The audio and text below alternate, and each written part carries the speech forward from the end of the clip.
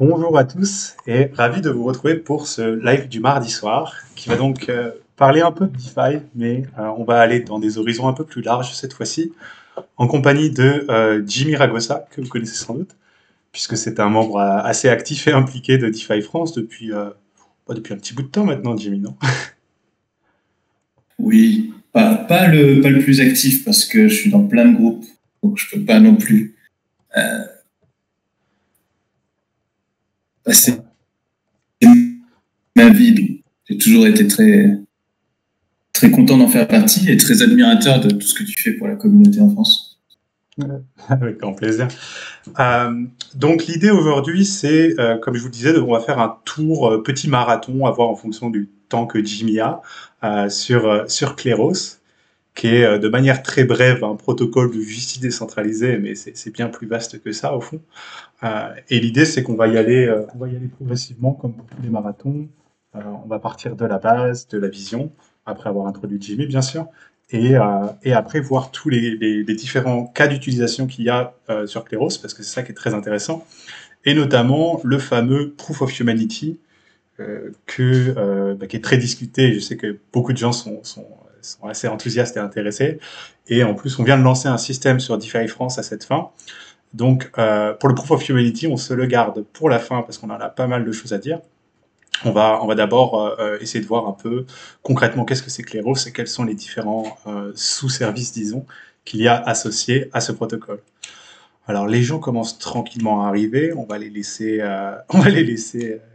joindre parce que je crois que la notif, elle traîne un peu. Mais ouais, peut-être pour commencer doucement, tu peux nous dire un peu plus, Jamie, sur qu'est-ce qui t'a amené à Kleros et concrètement, qu'est-ce que tu fais pour Kleros? Oui, bien sûr. Donc, je fais pas partie de l'équipe fondatrice de Kleros. C'est un projet que je suis depuis son début, depuis 2017. Mais à l'époque, j'étais encore en train de faire des projets chez Consensus, donc des projets Ethereum, mais pas Kleros.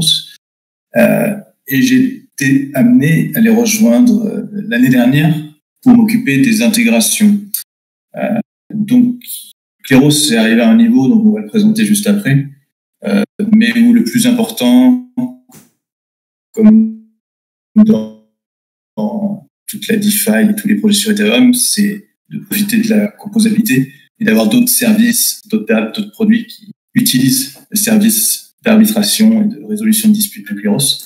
Et donc, ils avaient besoin de quelqu'un qui s'y connaisse dans l'écosystème, qui connaisse quelques personnes pour ramener des intégrations, aider d'autres projets, DeFi ou non, à utiliser Kleros, s'impliquer dans d'autres DAO pour faire des propositions, etc., pour pouvoir connecter le plus possible de projets à Kleros.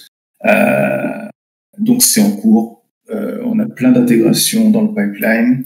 C'est cool, pas mal dans la DeFi.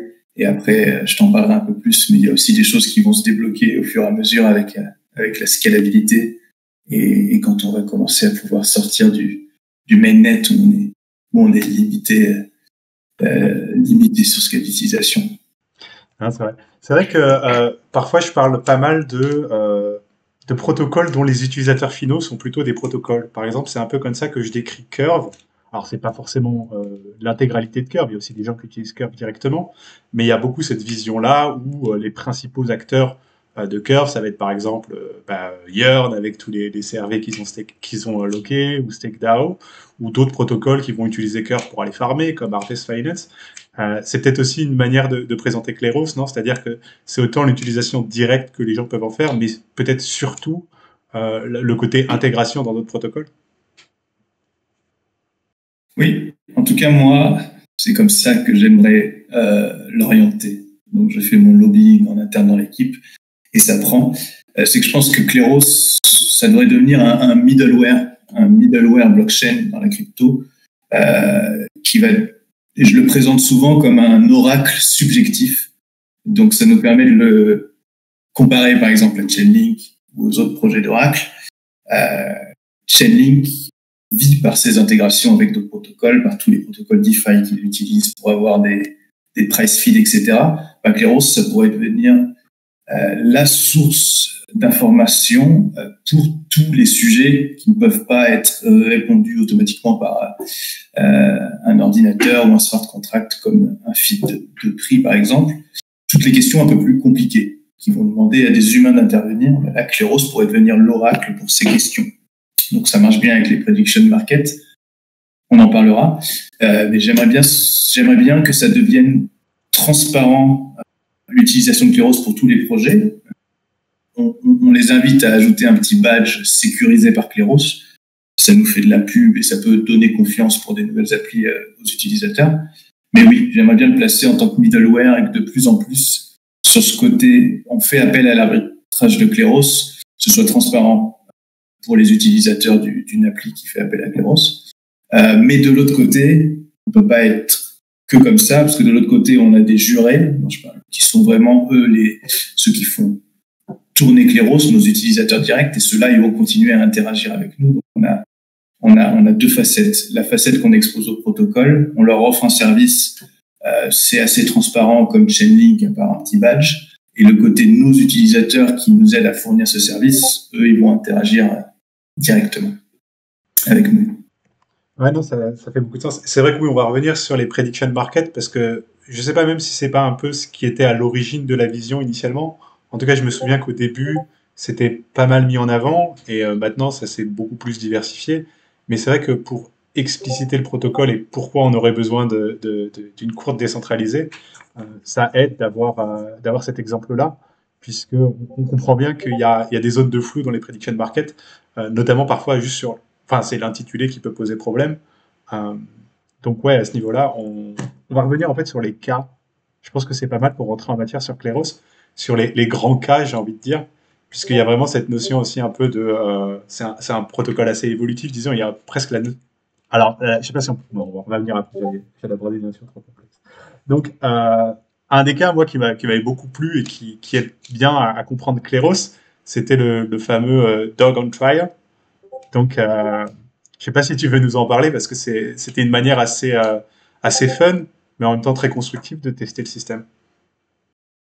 Oui, donc il faut comprendre que Kleros, c'est un protocole de résolution de disputes. Quand on présente juste ça comme ça, les gens ne comprennent pas, donc il faut le voir comme un tribunal décentralisé qui va permettre d'apporter des réponses à des questions assez compliquées. Et un des prototypes, des pilotes qui a été fait pour présenter le projet, où on a mis de l'argent en jeu, c'était les Doge on Trial, où on proposait à tous les gens de mettre dans un curated registry, donc dans une liste gérée par la communauté, d'y entrer des photos de Dog ou Doge, et toutes ces photos, en mettant un petit déposit. Si la photo était acceptée comme oui, c'était bien un Doge, ces personnes gagnaient un peu d'argent, mais ils gagnaient surtout un énorme prix s'ils réussissaient à faire rentrer dans cette liste de photos de Doge un animal ou autre chose qui n'était pas un Doge. Et donc, c'était pour créer des disputes, c'est-à-dire les gens essayaient de faire passer des photos qui n'étaient pas des Doge et n'importe qui pouvait challenger le fait non, cette photo n'est pas un Doge. Et une fois qu'on a un challenge, on a deux parties. Et là, on a une dispute. C'est là où ça part chez Kleros, où ça devient un tribunal décentralisé, où Kleros, notre protocole, nos smart contracts vont tirer au sort des jurés qui vont débattre et voter sur le fait est-ce que cette photo, c'est vraiment un Doge ou pas. Et on a eu des super exemples. Et on a eu un cas où il y a eu des grands débats et il y a eu plusieurs appels, c'est-à-dire qu'on fait appel à plus en plus de voteurs, de votants, c'est monté jusqu'à des centaines de votants. C'était la photo, je pourrais peut-être la retrouver, mais c'était la photo du cul, Je suis en train de la chercher. d'un animal dans la neige. Et on ne pouvait pas vraiment savoir si c'était de dos un chien ou un chat ou un autre animal. Il y a eu des grands débats. Bon, là, on parle d'un prototype, donc c'est pas des cas d'utilisation critique, mais c'était très intéressant pour montrer que ça servait à la communauté. Alors, j'essaie de retrouver le fameux. Parce que oui, c'est vrai qu'au final, comment dire. Ça fait tellement longtemps que je suis pas allé que je pourrais pas te dire. Ah, il y a même un site Dog on Trial, j'avais pas vu. Mais c'est vrai que le cas, comme tu le disais, c'est un peu cristallisé. La courte, s'est cristallisé autour d'une photo en particulier, qui était un peu la plus controversée. Alors attendez, je vais essayer de vous la retrouver parce que c'est un peu dommage d'en parler sans le voir. C'est que ça parle de Dogo. Ouais, ici. Est-ce qu'il y a la fameuse photo? Ah, c'était celui-là. Il y avait celui de dos, mais est-ce que c'était celui-là? Oui, voilà. Je crois que c'est celui-là qui a eu le plus de... Voilà. Mais voilà, il y avait vraiment cette ambiguïté en fait de dos, ça ressemblait vraiment à un dog et il y avait à peu près tout, mais on pouvait pas vraiment confirmer, on pouvait pas voir son visage et donc on pouvait pas vraiment confirmer que c'était un dog. Et donc après c'était un peu un jeu comme les prediction market où c'était par rapport à l'intitulé et en gros est-ce que l'intitulé disait explicitement qu'on devait voir tous les composants du visage ou des choses comme ça. Exactement. Donc ça, c'est un cas marrant pour présenter, c'était un prototype, mais il y a aussi des cas célèbres avec beaucoup de vrai argent en jeu qui sont intéressants à partager. Je commence à les lister d'ailleurs dans notre documentation, les cas célèbres. Ça fait monter dans l'historique, c'est intéressant. Le cas le plus récent, c'était le Prediction Market Omen, qui avait un gros marché sur la présidentielle américaine de 2020. Qui va la gagner? La question exacte était est-ce que Biden va gagner la présidentielle américaine?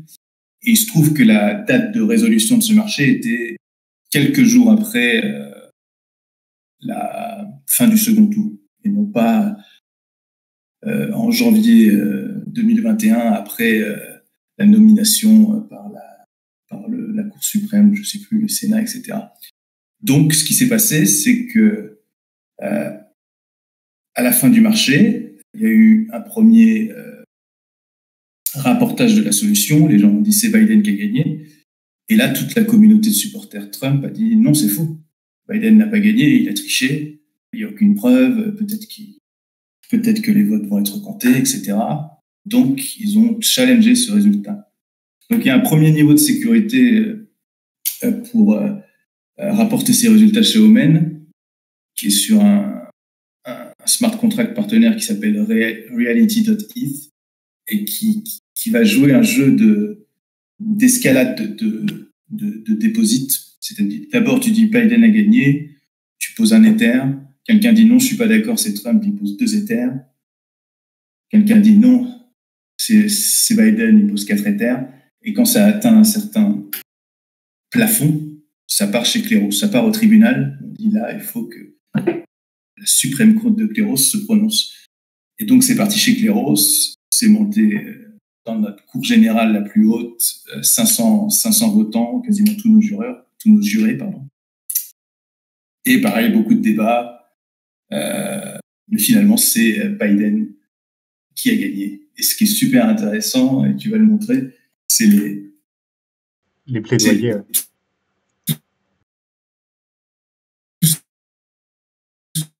Que les jurys, notamment, ce qu'ils font souvent avec Kleros, c'est qu'ils embauchent des gens sur Fiverr, comme ici Tyron, qui est souvent utilisé pour faire l'argumentaire d'un des deux partis. Et des fois, il est utilisé par les deux parties, donc il débat contre lui. Génial. J'avais même pas remarqué ça, qu'il y a eu des fois où il était des deux côtés. Et du coup, ils font l'argumentaire non, c'est Trump qui a gagné parce que Biden n'a pas encore été élu par telle cour, etc. Et tu vas avoir quelqu'un qui va repayer le même mec un jour après pour dire ce que j'ai dit hier est complètement faux. C'est vraiment Biden qui a gagné. Et du coup, ça fait un peu de buzz sur les réseaux. C'est intéressant, mais ce qu'il faut retenir à la fin, c'est que Kleros a dit que c'était Biden. Ça part comme un event de notre smart contract et ça déclenche le remboursement et le paiement de tous ceux qui ont acheté des parts Biden chez Omen et sans possibilité, c'est complètement décentralisé pour personne de changer ce résultat. Donc la décision de Kleros est vraiment la décision finale. Et donc ça a débloqué 2,5 millions de dollars qui avaient été mis en pari. Donc beaucoup de gens qui ont voté pour Trump étaient très déçus, ont perdu beaucoup d'argent. Pour Biden, le contraire. Parce qu'il faut comprendre qu'à la fin, il y a beaucoup de gens qui ont acheté des parts Trump qui n'étaient pas chères parce que tout le monde voyait qu'il allait perdre vers la toute fin. pensant que pourrait peut-être jouer avec Claireaux et tricher pour gagner de l'argent. Ils n'ont pas réussi. Et ça, c'était un peu le deuxième cas connu avec Omen. Le premier, très rapidement, c'était au tout début du Covid. Il y avait un marché. Est-ce qu'il y aura plus de 1000 morts au mois de juillet 2020 aux États-Unis du Covid? Et il se trouve que il y avait 3 sources qui disaient 990 et une source qui disait 1020 morts. Du coup, les gens ont de l'argent en jeu, donc ils sont pas d'accord avec le résultat. Ils se challenge l'un l'autre et ça part chez Claireaux, c'est pareil, plein de débats. C'était celui-là, non? Finalement, je crois que c'était K302, c'est pas celui-là que j'avais. Je crois que c'est celui-là. Celui-là que tu avais, ouais. 302, c'est les morts du Covid. 532, c'est la présidentielle. Ouais, peut-être pour que les gens comprennent bien qu'est-ce que ça implique. Ça prend 1 minute, je vais juste vous mettre la vidéo. I'm speaking to you today. Est-ce qu'elle est partagée bien sur le... Oui, c'est bon. Je vous la mets en... Ça prend 1 minute. As a representative for the Ethereum user who requested arbitration for Claireaux court case 302 with data sourced from Johns Hopkins University. The website statnews.com reported that coronavirus deaths in the US reached or exceeded 1,000 on 2 days during the given time period. First, on July 7th, at 1,114 deaths. And second, on July 9th, at 1,000 deaths. StatNews is a reputable source and was among the first to report on the coronavirus, according to the New York Times. Omen verified market rules clearly indicate that no specific data source is required at the time of market creation, and the market in question was in fact accepted as valid by the Omen Verified Markets TCR. Because Stat is a reputable data source, and because no data source was specified, reporting by Stat News fulfills the criteria for a yes resolution. Furthermore, the Omen market asks us not how many deaths there were, but rather how many were reported. So any reasonable interpretation of this question resolves to an answer of yes. Remember, if the data fit, you must acquit. Vote yes on Claireaux court case 302. J'aime beaucoup son énergie quand il plaide. Mais oui, c'est...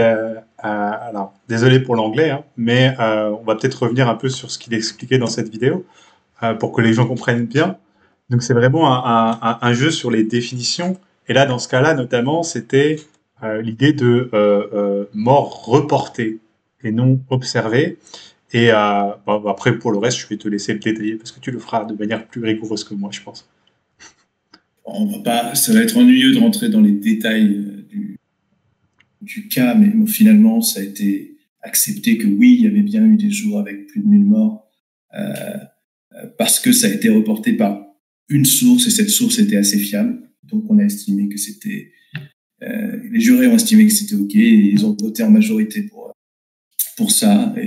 Et là, c'était pour rigoler sur la vidéo, c'est qu'ils mettent toujours des slogans un peu à la fin. Là, c'était « If the data fits, you must quit ».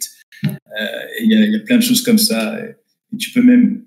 Il y en a une autre très rigolote, si tu cherches sur YouTube, Case 532, et que tu déroules un peu, parce qu'il y en a plusieurs encore. Il y a encore Tyrone, le speaker de Fiverr, et il y en a une autre où ils ont même embauché un gars qui fait des fausses breaking news de CNN, etc. Et ils l'ont presque embauché pour insulter... Voilà, c'est le deuxième. Ouais, je l'ai trouvé. Pour insulter un des mecs sur Twitter qui était contre le fait que Trump avait gagné. Et du coup, ils l'ont totalement attaqué personnellement en utilisant cet animateur. C'était très rigolo. C'est marrant de voir l'énergie qui est mise. Alors, je sais pas si tu veux qu'on le regarde en live, sinon je le mets dans le chat pour ceux qui veulent voir. C'est pas très long après. Oui, tu peux mettre les 10 premières secondes juste pour montrer, c'est juste qu'ils mettent de l'énergie. Ouais, c'est ça. C'est vraiment de voir le professionnalisme en fait des gens qui participent.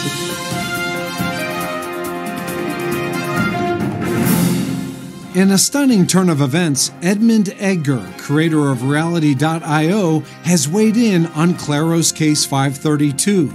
In a flagrant display of contempt for the decentralized justice system and an obvious conflict of interest, Edmund, who appears to have recently escaped from a North Korean labor camp, delivered his Adderall-fueled rant in a surprisingly meek yet concerned manner. Still, the case is ongoing, and the evidence is clear. The market in question remains invalid. Ouais, vous avez le lien dans le chat si vous voulez voir. N'hésitez pas à aller voir un peu les vidéos sur YouTube. Ouais, vous mettez Claros Case et vous en trouvez plein. Mais c'est vrai que ouais, ces cas, il y a quelqu'un qui remarque dans le chat, Jam HXH, qui dit en fait ces cas-là c'est une bonne pub pour Claros. Et c'est vrai que généralement les gros cas, disons, ça aide à faire connaître Claros parce qu'il y a tous ces plaidoiries qui sont créées de manière assez professionnelle. Et après les gens vont les promouvoir, communiquer dessus. Et c'est vrai que c'est une des manières pour populariser, disons, le protocole. Ouais, ça aide beaucoup ces cas au niveau marketing, parce qu'on a beaucoup de couverture par les sites web qui couvrent la DeFi, la crypto, etc. Mais il nous faut aussi beaucoup de petits cas. Les gros cas, ça apporte de la publicité, mais ça n'arrive que tous les quelques mois. Et si on veut que nos jurés aient de l'activité et beaucoup de choses à faire, c'est aussi intéressant d'avoir plein de petits cas. Donc, il faut aussi une balance entre les deux à entretenir. Clairement. Alors maintenant je pense qu'on a un peu appâté les gens avec le concept et les cas un peu stylés, les choses comme ça, je te propose de rentrer un peu plus dans le vif et de repartir sur l'ensemble des services de Claros, en commençant plus spécifiquement par les courts, qui est un peu le mécanisme au centre, puisqu'il est après utilisé par les autres projets ou services qui sont proposés par Claros. Donc concrètement, c'est quoi une courte Claros? Comment ça s'invoque et à quoi ça sert?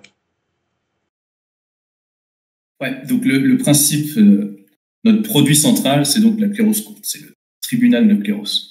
Ce tribunal de Claros, ça va être des endroits où nos utilisateurs, qu'on appelle les jurés, vont venir staker le token de Claros, le PNK, dans des tribunaux spécialisés, des tribunaux qui correspondent un peu à leur expertise à eux. Ils vont staker des tokens, il y a un minimum par type de tribunal, et plus ils stakent de tokens, plus ils ont de chances d'être tirés au sort pour être jurés dans un cas, comme quelqu'un pourrait être tiré au sort pour être juré dans une affaire criminelle ou quelque chose comme ça dans certains pays. Donc ça augmente notre chance d'être tiré au sort, ce staking du token Claros. Ça va aussi agir en tant que incentive dans la théorie des jeux, où on va venir punir un peu les gens qui n'ont pas voté de façon cohérente avec la décision finale et transmettre un peu de leur token aux jurés qui ont voté de façon cohérente. Et les applis ou les produits DeFi qui demandent de l'arbitrage ou de demande de résoudre des disputes à Claros, pour ça, ils vont payer aussi un petit frais d'arbitration en Ether. Et ce frais d'arbitrage, il va aussi être distribué à tous les jurés qui ont voté de façon cohérente pour les récompenser de leur travail. Donc, quand un juré participe à un cas, comme on l'a vu ici, à une affaire en français, s'ils votent de façon cohérente avec tout le monde, ils vont gagner un petit peu de PNK, le token de Claros, et un peu d'Ether payé par la personne, l'entité qui avait besoin de cette réponse à l'affaire.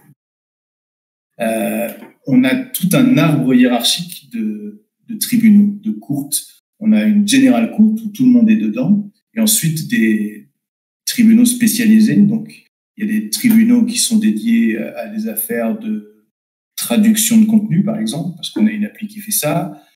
Des tribunaux qui vont être liés au sujet blockchain, au sujet blockchain technique. Je t'invite, peut-être, il y aura des meilleurs illustrations, Brice, si tu vas sur la documentation, si tu retournes sur Vas-y. La doc. sur Kleros.io, Ouais. et que tu trouves le lien doc, Yep. Ouais. on a un guidebook et Il est bien foutu, oui, en effet. voilà, ouais. Par exemple, si tu cliques sur Courte, notre produit Courte, en bas tu pourras voir l'arbre de toutes nos courtes. Ah ouais, c'est bon, je l'ai trouvé. Et il y aura un truc et des schémas qui nous présentent bien les choses. Donc on a plein de courtes par spécialité, les sujets blockchain non techniques, où les gens pensent, je m'y connais assez en blockchain non technique pour pouvoir répondre à ça. Les sujets blockchain techniques, où on va parler de hack de smart contract, etc. Et il y a des courtes dédiées à la curation de données, donc tout ce qui est les curated registries, des listes d'informations dont on demande à la communauté de vérifier la qualité, et plein d'autres. En fait, dès qu'on a un nouveau cas d'utilisation, on peut créer une nouvelle courte. Ça se passe par notre gouvernance décentralisée. Quelqu'un va faire un proposal. Je veux créer une nouvelle courte qui va être dédiée aux disputes, par exemple, de Le Bon Coin, de marketplace d'objets. Et il fait un proposal. Si c'est accepté par la communauté, on crée cette courte. Et les gens qui estiment avoir la compétence pour vérifier qu'un objet a bien été livré ou vérifier qu'un virement a bien été fait, ils viennent se staker le token là-dedans et ils pourront être tirés au sort dans des cas et gagner un peu d'argent grâce à ça. Donc voilà, donc ça veut dire que c'est du staking actif de la part des users. On a un petit programme de farming qui a été lancé il y a 3 mois maintenant, qui fait que quand on est staké, on a un petit APR, un petit taux d'intérêt qu'on reçoit en PNK, en Kleros. Ça, c'est pour un peu inciter les gens à venir et réduire un peu le coût d'opportunité qu'on perd, le fait quand on est staké dans Kleros, on n'est pas staké dans n'importe quel autre protocole de lending, donc on se fait moins d'argent. Donc là, ça permet de faire un peu la différence. Mais la principale source de revenus, c'est de participer dans les affaires et de voter en tant que juré. Puis ça permet aussi un peu de, disons, lisser les revenus, dans le sens où si tu n'es pas tiré pour un cas, tu as quand même un petit farming en PNK, si j'ai bien compris. Je ne l'ai pas encore fait personnellement, mais je vais y venir. Et c'est vrai que c'est une question assez pertinente de Gatestamp, qui nous demandait, en fait, lui, il voulait être juror, mais ça l'a un peu refroidi les frais L1. Et c'est vrai qu'à ce niveau-là, je pense que le L2, ça va vraiment être très pertinent pour Kleros, et notamment pour avoir des petits jurors, entre guillemets, c'est-à-dire des jurors qui sont pas forcément sur des bacs de PNK à 5 ou 6-0, et qui sont sur des courtes un peu moins demandantes, parce que c'est vrai que ça, on l'a peut-être explicité, mais toutes les courtes n'ont pas les mêmes quantités de PNK requises. Et un écart, pour vous donner une idée, c'est par exemple sur la courte blockchain, celle technique, qui est donc une courte assez experte, disons, il faut 17 000 PNK pour pouvoir potentiellement être juré. La courte non technique, elle est à 2500 PNK. Donc ça vous donne une idée un peu des ranges.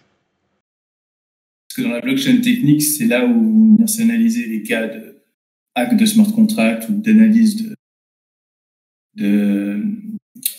d'événements qui sont passés sur la blockchain. Ça demande une expertise technique assez poussée. Donc on veut augmenter ce plancher. Ça permet de s'assurer qu'il n'y a que des gens qui sont confiants de leur capacité qui vont staker dans cette courte en particulier. Ensuite, on a les sujets plus faciles où ça va être beaucoup plus petit.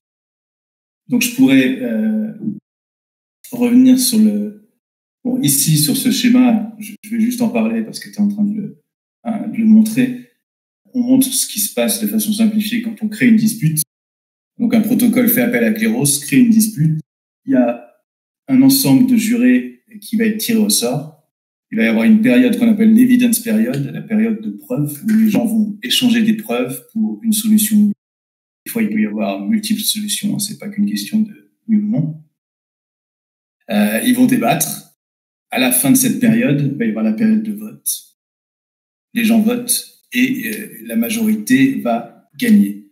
Et à la toute fin, on a une période d'appel, c'est-à-dire que quelqu'un peut ne pas être d'accord avec le résultat, déposer un peu plus d'arbitration fees, de frais d'arbitration, et faire appel à N+1 juror. Donc on monte N+1 juror, plus de votants, et on peut le faire infiniment. Si on refait appel, ça peut remonter tout l'arbre des courtes qu'on a vu juste avant, jusqu'à aller jusqu'à la générale courte. On dit juste presque tous les jurés de Clairaut votent. Et là, ce sera le résultat final.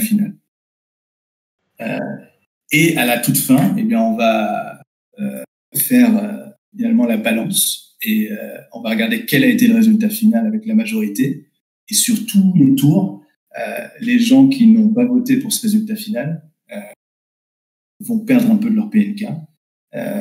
Et les gens qui ont voté de façon cohérente avec le résultat final vont en gagner un peu et gagner un peu des Ethers qui ont été payés pour avoir cette résolution de dispute. Ce système d'appel, il permet de sécuriser un peu plus le truc, c'est-à-dire qu'il décourage les gens dans les premiers tours de vote à voter de façon, moi je vote un peu au hasard avec la majorité juste pour être sûr de ne pas perdre d'argent. Ça marche pas parce que si quelqu'un fait appel et que ça va dans l'autre sens, tu vas quand même perdre. Donc ça veut dire il faut étudier ton sujet. Oui, c'est pour éviter un peu, disons, les farmers presque passifs qui seraient juste là pour suivre la majorité et récolter les rewards. Et on a quelque chose qui arrive avec la version 2. C'est déjà activé, mais on peut l'activer que dans les nouvelles courtes. Pour l'instant, on n'a pas de nouvelles courtes qui viennent tout juste de sortir, mais c'est le commit and reveal, c'est-à-dire une façon de voter de façon privée. C'est-à-dire les jurés il sera impossible de voir le vote des autres jurés pendant qu'ils votent, simplement à la fin. Ça paraît évident, mais c'est un peu compliqué. Nous, on l'a pas activé tout de suite parce que au niveau de l'expérience utilisateur, un reveal and commit, ça veut dire que je vote et à la fin, je dois revenir pour révéler mon vote. Et ça, on est en train de travailler sur des solutions pour le rendre le plus facile possible dans notre V2 parce que on a fait des tests. Ce qu'on a peur, c'est que les gens votent et oublient de revenir à la fin pour révéler leur vote. Et à ce moment-là, ils perdent juste ce qui est bête, juste parce qu'ils ont oublié de revenir. Et les actions comme ça dans la blockchain, on te demande de revenir à une certaine date. C'est assez compliqué. Donc, on travaille avec d'autres projets pour tenter d'avoir des façons de le faire automatique. Donc, c'est révélé au bout d'un certain temps. C'est top parce que tu as un peu répondu à une question que je voulais te soumettre aussi de Joshemla, qui nous demandait si les jurors sont connus avant leur vote et est-ce que ça pose pas des problèmes de potentielle corruption s'il y a des jurors qui sont pas les plus éthiques. Donc déjà, on ne demande pas aux jurors de s'identifier. C'est simplement une adresse Ethereum. Et donc, les problèmes, la possibilité de corruption qu'il pourrait y avoir, ça pourrait être, je t'envoie des Ethers avec un petit message, vote pour ça. D'une part, si quelqu'un fait ça en envoyant des transactions, la personne n'est pas obligée tout simplement de voter pour ce qu'on lui a dit. D'une autre part, comme j'ai dit, c'est pseudonyme, les jurés n'ont pas à s'identifier, donc on est juste capable d'identifier une adresse Ethereum, ce qui ne veut pas dire qu'on va être capable de trouver un canal de communication avec cette personne pour venir la corrompre. Et il y a ce système d'appel qui fait que c'est pas parce que tu as voté pour ce que t'as dit le mec parce qu'il t'a corrompu au premier tour que tu vas gagner à la fin. Parce que en face, la personne peut avoir remarqué qu'il y a eu corruption, les jurés ont voté complètement la mauvaise solution, c'est pas logique du tout. Il fait appel, il y a plus de jurés, ce qui veut dire que les corrompre coûtent beaucoup plus cher. Si ensuite ça tombe de l'autre, ça va coûter de plus en plus cher à corrompre et à refaire appel. Et donc, au bout d'un moment, ça va plus être économiquement viable. C'est la principale protection contre la corruption, ça, et le fait que les jurés soient pseudonymes. Donc, beaucoup de gens nous demandent pourquoi vous faites pas les courtes avec des gens identifiés, comme ça on pourrait checker leur réputation. On en parlera peut-être à l'avenir. on pourra prouver que les jurés sont humains, mais on ne veut pas les identifier. On ne veut pas du KYC, on ne veut pas une expertise, principalement pour lutter contre cette potentielle corruption. Le système s'assure de lui-même que les gens dans les courtes spécialisées sont compétents, parce que s'ils ne sont pas compétents, ils vont mal voter. Et s'ils votent mal en moyenne, ils vont perdre de l'argent et ils vont sortir de case. Et donc, c'est la théorie des jeux et c'est les incentives qui vont s'assurer que les gens qui restent dans une courte, ils sont assez compétents pour voter sur les sujets, parce que quand ils ne le sont pas, ils finissent par perdre de l'argent. Et perdre de l'argent, c'est le meilleur moyen pour éliminer les gens, ils vont finir par partir. Alors, tiens, c'est marrant, ça a suscité pas mal de questions, mais moi-même j'en ai une. Quid disons, des wallets doxés, c'est-à-dire par exemple un wallet qui est associé à une activité connue, un ENS ou autre, et dont on peut retrouver la personne, et donc ça crée un potentiel canal de communication off-chain avec cette personne. Est-ce que il va être refusé comme juror sur Kleros, par exemple? Non, il ne sera pas refusé parce qu'on accepte n'importe quelle adresse, c'est complètement ouvert. Ça va être simplement cette deuxième partie du système qui va s'occuper c'est la possibilité pour l'autre partie, celui qui n'est pas en train de corrompre, de faire appel et de faire appel jusqu'à ce que celui qui corrompt ne puisse plus corrompre tous les jurés. Et ces adresses doxées restent quand même assez minoritaires. Et si on fait appel, on va vite arriver à un nombre de jurés où c'est impossible d'avoir toutes les adresses doxées et de les corrompre. C'est vrai que ce mécanisme, disons, d'amplification au fur et à mesure des appels, c'est peut-être ça qui est le plus important à comprendre pour comprendre comment ça augmente le coût de la corruption au fur et à mesure que les enjeux augmentent, et donc ça permet une forme de régulation, quoi.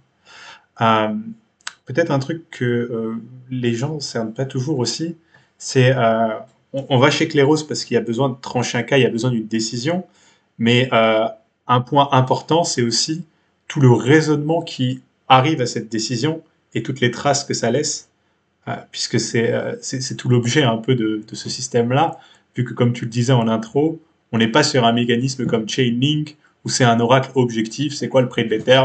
L'Ether vaut $3 400, ok. Là, on est sur quelque chose qui implique une appréciation, une forme de jugement. Oui, donc il y a tout un débat qui se fait, des gens qui vont échanger des argumentations et des preuves, donc des fichiers, et tout ça, ça va être stocké sur IPFS, donc de façon décentralisée, assez immuable, et lié au cas. Et ce qui est très intéressant, c'est que ça va permettre aux gens de venir consulter les anciens cas et du coup, voir tous les débats qui ont été faits, reconsulter toutes les preuves parce qu'elles sont stockées sur IPFS et constituer un précédent. Pouvoir dire, là, on a voté oui sur ces 3 cas d'avant qui étaient des situations assez similaires. Donc, ça constitue un précédent, on devrait continuer à voter de cette façon. On travaille aussi dans la version 2 à améliorer peut-être un peu ça. On réfléchit à des façons de présenter les preuves de façon un peu plus structurée, avec des argumentations par option de vote, avec peut-être des arbres où on peut suivre les débats de chaque côté, des choses comme ça. Pour l'instant, ça reste assez classique. On présente sa preuve avec un fichier attaché, les gens répondent. Ce qui fait que quand le débat dure longtemps, ça peut être difficile de s'y retrouver parce qu'on va avoir l'équivalent d'un fil de messages à reconsulter. Mais ça reste assez intéressant. Sur certains cas, on a eu des gens qui devaient avoir un passé dans le légal et donc qui ont vraiment joint des PDF de dizaines de pages structurés comme feraient des avocats avec toute l'argumentation. C'est très intéressant. Oui, donc c'est un peu une forme de la logique de la jurisprudence en fait qu'il y a dans le système, disons, judiciaire classique, qui commence un peu à arriver et structurer sur Kleros, et comment rendre les jugements précédents plus navigables pour qu'ils soient utilisables pour des cas futurs. Et donc, comme tu disais, juste pour être explicite, il y a déjà des cas qui ont été tranchés par vertu de jurisprudence, c'est-à-dire où juste par cohérence par rapport c'est un cas qui est assez similaire à un cas qui a déjà été traité, et donc les gens référencent le cas d'avant?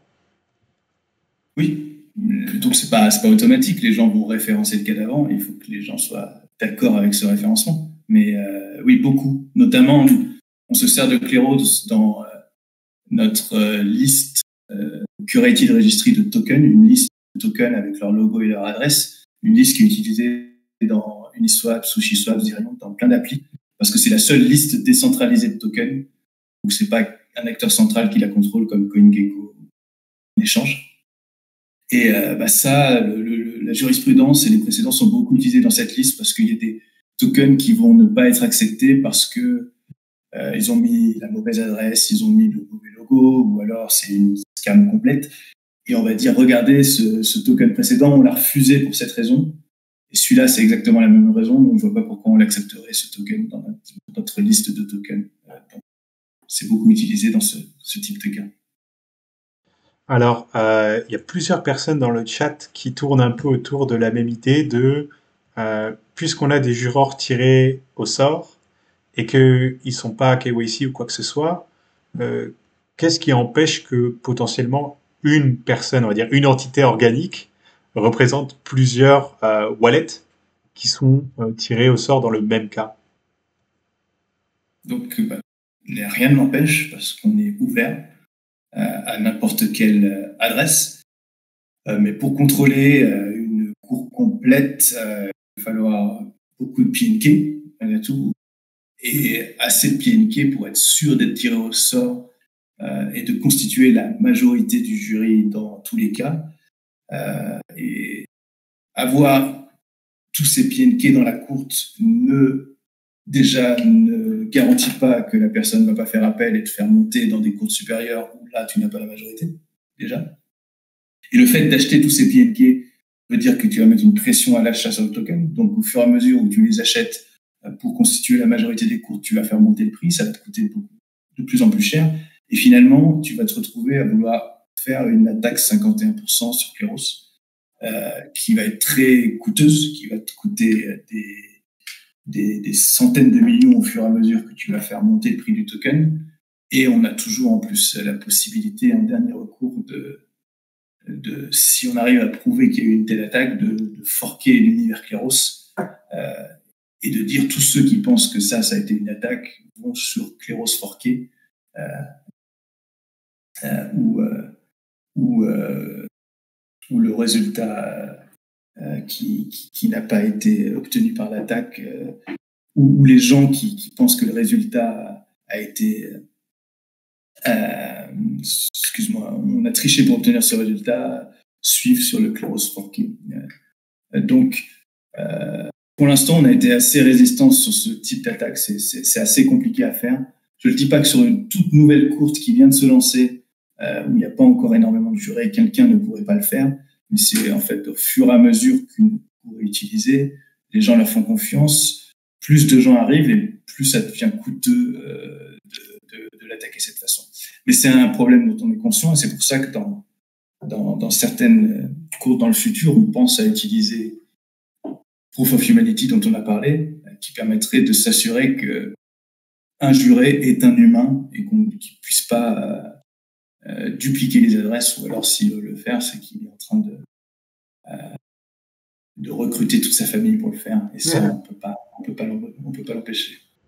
C'est clair qu'il y a une synergie assez belle et assez évidente entre les deux mécanismes. On va y venir, ce Proof of Humanity, hein, pour les curieux. On garde une bonne section à la fin parce qu'il y a plein de choses à dire.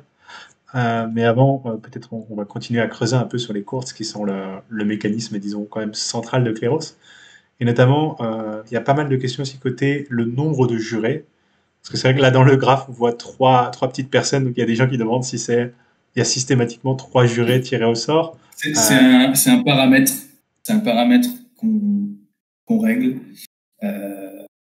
N'importe quelle application qui connecte ses smart contracts à Kleros va dire, quand j'envoie une dispute, je veux un nombre initial de jurés de temps.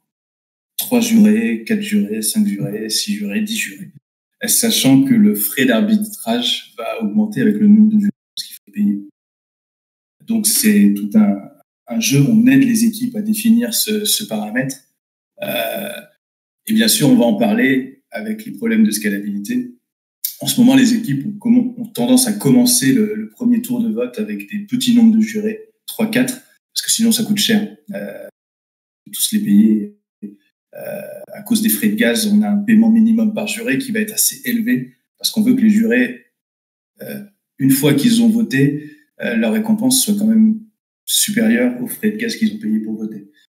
Donc ça me permet d'enchaîner sur ce sujet, parce que c'est intéressant, il y a eu des questions là-dessus. C'est pas valable que pour Kleros. Surtout Ethereum Layer 1 Mainnet, qui est congestionné, même si ça va mieux ces derniers jours. On va dire que toutes les applications qui sont non purement financières, non purement DeFi, ont une tendance à être price stat en anglais, c'est-à-dire éjectées. Pourquoi ? Parce que on est prêt à payer des gros frais de transaction que quand on gagne beaucoup d'argent. C'est-à-dire quand on fait de la spéculation, des trades, du lending, etc. Donc, tous les cas d'utilisation non purement financiers, tels que Kleros, ils ont rencontré des difficultés à cause de ça. Nous aussi, on a rencontré des difficultés. Ça nous a obligés à... Je suis en train de faire cette page, donc elle n'est pas encore complète. Ça nous a obligés à augmenter les frais minimums d'arbitration pour pouvoir rester supérieurs aux frais de transaction. Et du coup, ça a commencé à éliminer la rentabilité pour les petites disputes. Les disputes qui sécurisent pas beaucoup de valeur. Donc des disputes entre deux personnes qui sont pas d'accord sur le fait que l'un a fait un job en freelance par un smart contract de quelques centaines de dollars pour l'autre. Ça ne devient pas très rentable d'utiliser Kleros. Si on parle de milliers de dollars, là, c'est rentable. Donc les frais de transaction nous ont obligés... Finalement, il n'y a plus que les disputes de taille moyenne et très grande qui sont restés rentables. Donc on a partagé aujourd'hui notre roadmap sur la scalabilité. C'est intéressant. Je crois que c'est aussi sur le site de documentation une page scalability. On va petit à petit, étape par étape, se développer sur des layer 2 et des sidechains. Donc dès aujourd'hui, on est déjà compatible avec le prediction market Omen sur XDAI, la sidechain XDAI. Il y a une version d'Omen sur XDAI. Quand il y a des disputes, ça vient chez Kleros. Ça marche dès maintenant. Ça fait quelques mois. On est en train de déployer, ça doit passer par notre process de gouvernance, donc ça va prendre 1 ou 2 semaines encore, quelques courtes sur XDAI. Donc c'est comme une mini-version de Kleros sur XDAI, où on peut aller venir staker ses PNK là-bas aussi. Et puis, on va la brancher au gros Kleros Mainnet, c'est-à-dire si les gens font appel et appel, finalement, ça remonte sur Mainnet pour faire le gros vote de tout le monde. Et donc, comme c'est sur XDAI, ça va permettre d'avoir des actions quasi négligeables et de baisser les frais d'arbitration et de pouvoir faire appel à Kleros pour des petites disputes. On a déjà plein de projets qui nous contactent qui sont intéressés pour ça sur XDAI, notamment sur les fameux curated registries, les listes d'informations gérées par la communauté. Ça, souvent, on n'a pas envie de déposer des sommes énormes là-dessus sur ces listes d'informations. Donc, pour ces petits use cases, c'est très intéressant de le faire sur des sidechains. Donc, on commence sur XDAI. Ça va être déployé dans les 2 semaines qui viennent. On a par exemple Clearfund, qui est un espèce de équivalent de Gitcoin Grants encore plus décentralisé, qui va l'utiliser pour lister ses projets sur XDAI. Et on en a d'autres qui attendent.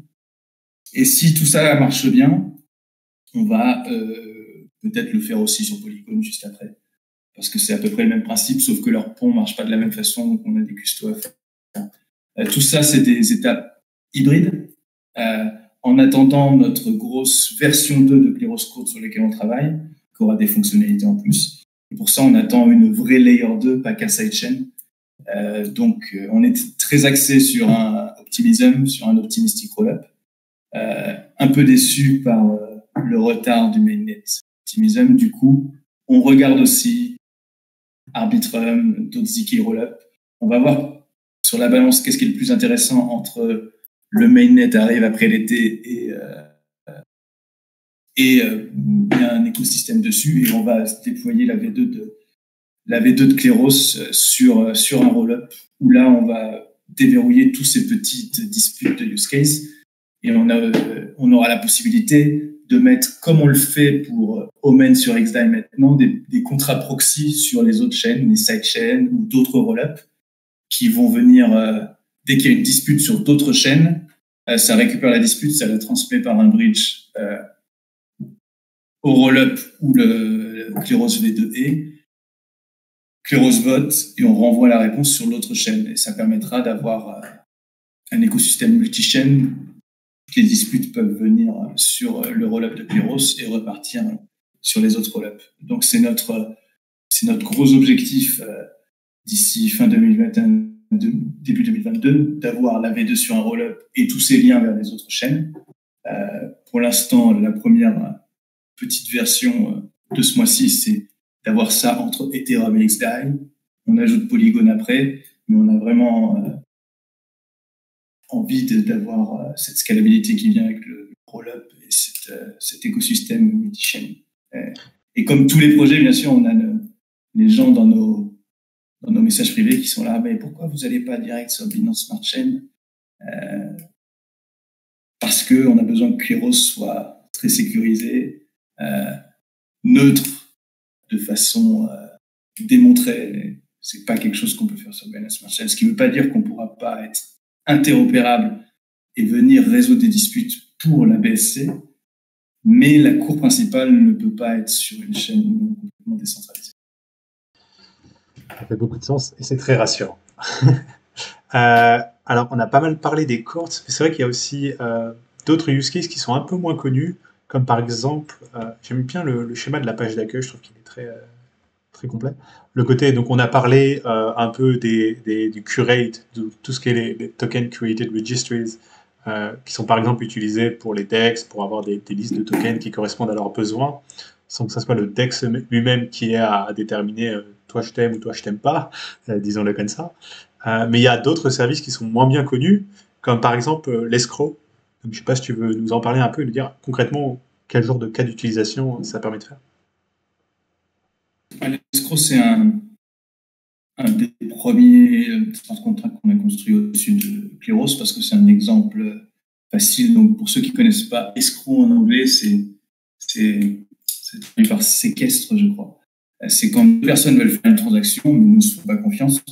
Donc, elles vont confier les fonds à un tierce partie au milieu.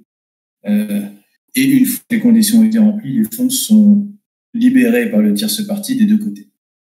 Donc, dans le monde traditionnel, par exemple, c'est quand on achète une maison, on met les fonds chez un escroc W, pas avec un C. Et la propriété de la maison chez lui aussi, quand on vérifie que tout est bon, quelqu'un reçoit la maison et l'autre reçoit les fonds. Et donc, sous forme de smart contract, c'est un des cas d'utilisation les plus utilisés, par exemple, dans les tutoriels de smart contract. Mais ce dont on parle pas beaucoup, c'est comment on choisit qui a raison. Est-ce qu'on rembourse les gens parce qu'on dit non, le contrat a été rompu, ou est-ce qu'on libère les fonds des deux côtés? Et donc ça peut être un oracle, ça peut être une tierce partie de confiance, mais ce qui est encore mieux, c'est quand c'est Kleros, donc un système d'arbitrage décentralisé. Et donc on a construit un escroc qui permet de faire qui permet de mettre de la crypto en séquestre contre un service ou contre une autre crypto. Par exemple, si on veut faire des trades over the counter, OTC, entre deux personnes, les gens vont mettre sur le contrat un peu d'uni. La personne qui voulait acheter ses unis contre de l'Ether va mettre son Ether. Ça va être là. Et quand on a prouvé que tout était bien verrouillé sur le contrat, les deux personnes disent « Ok, je suis d'accord », ça libère les fonds de l'autre côté. Donc, dans ces cas-là, tout compte crypto, c'est un petit peu, on se demande à quoi ça sert. C'est plus utile dans les cas plus compliqués, qui est de dire « Je te paye en Ether si tu me design mon website, mon site internet. » Là, imaginons que je reçois un site internet tout pourri, très moche, qui n'est pas du tout ce que j'ai demandé. Mais là, je peux dire « Je suis pas d'accord pour libérer le paiement. » Si l'autre personne dit, le designer du site dit je suis pas d'accord, je suis très satisfait de ce que j'ai livré, bam, les deux personnes ne sont pas d'accord, disputent, ça part chez Kleros. Kleros va dire non, ce site internet est très bien, il est conforme au contrat, donc on vote pour libérer le paiement vers le designer, ou oui, en effet, ce site est tout pourri.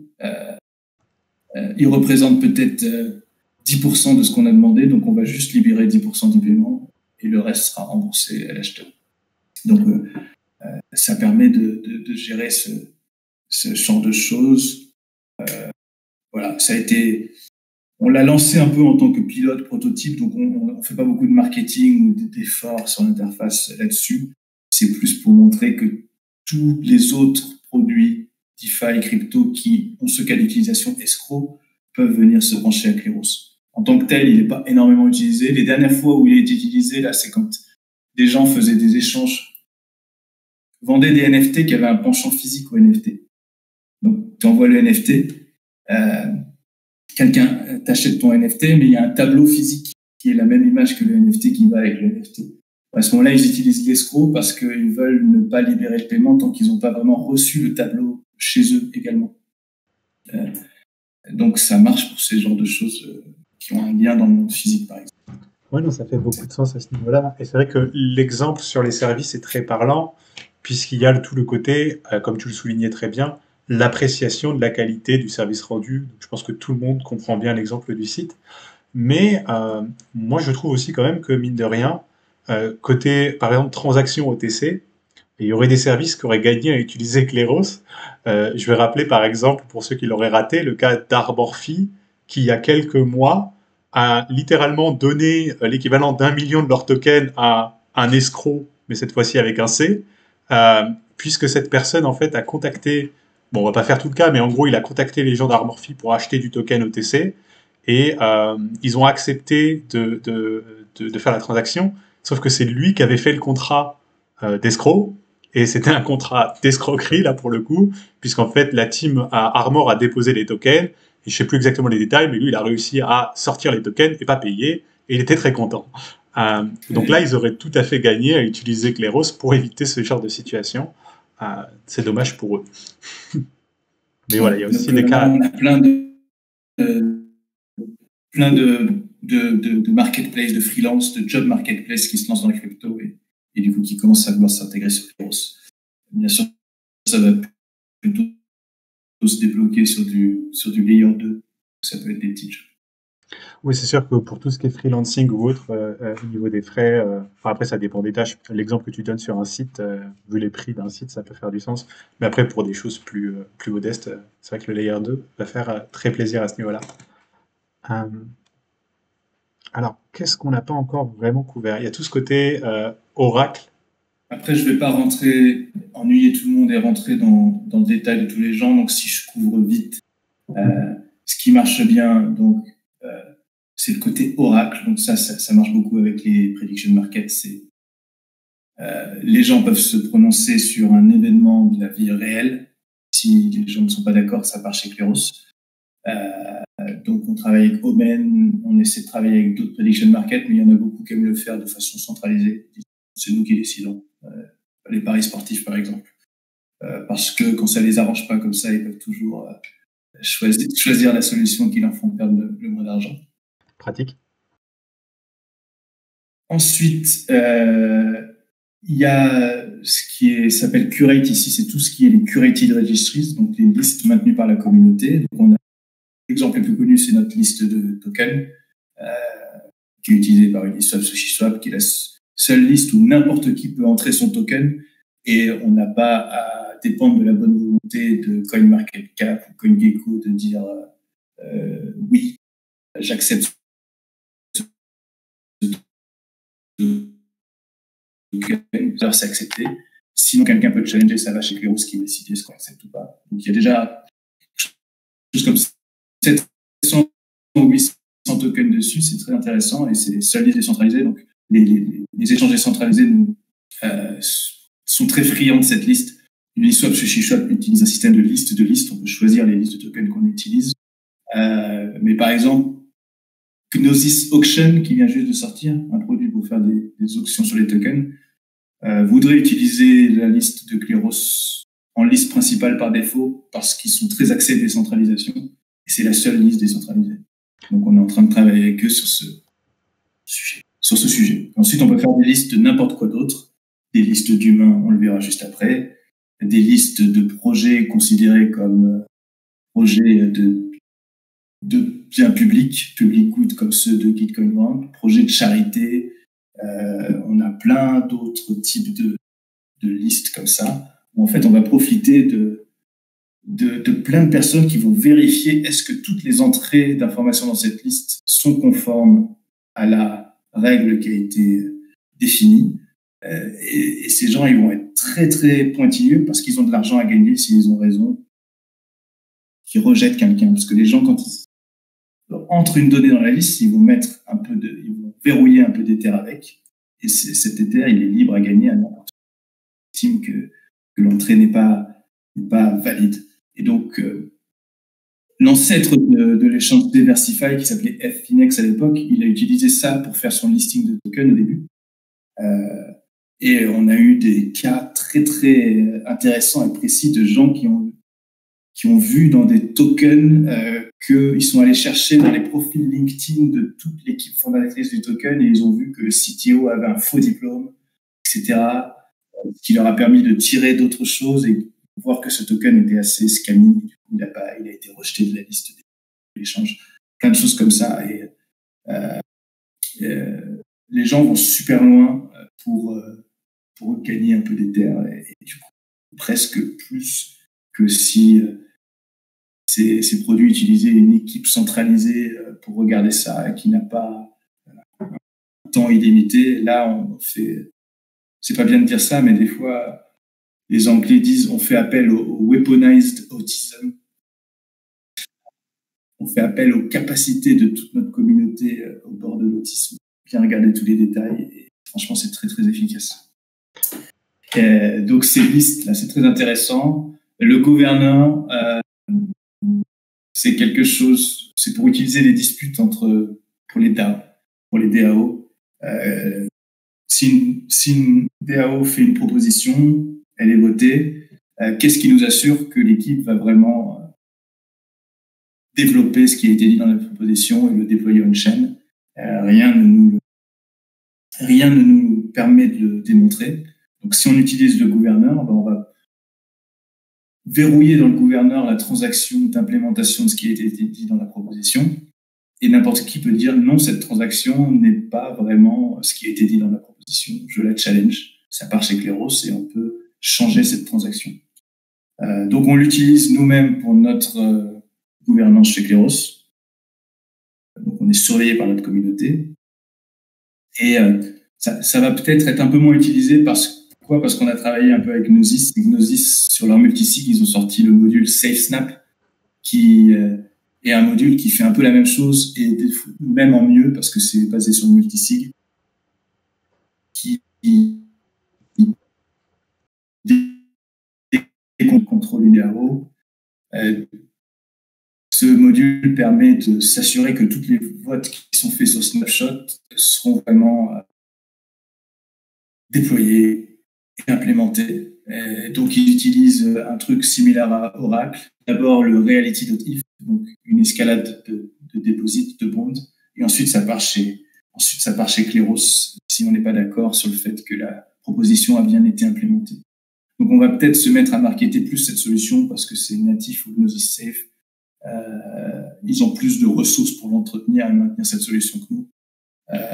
Donc, nous, on est contents. Ça veut dire que les DAO utiliseront Kleros comme cour suprême de leur décision. C'est-à-dire, s'il y a des DAO qui essaient de tricher envers leur communauté, Kleros sera capable de dire non, c'est triché. Et c'est intégré au multisig, donc c'est assez sûr. C'est très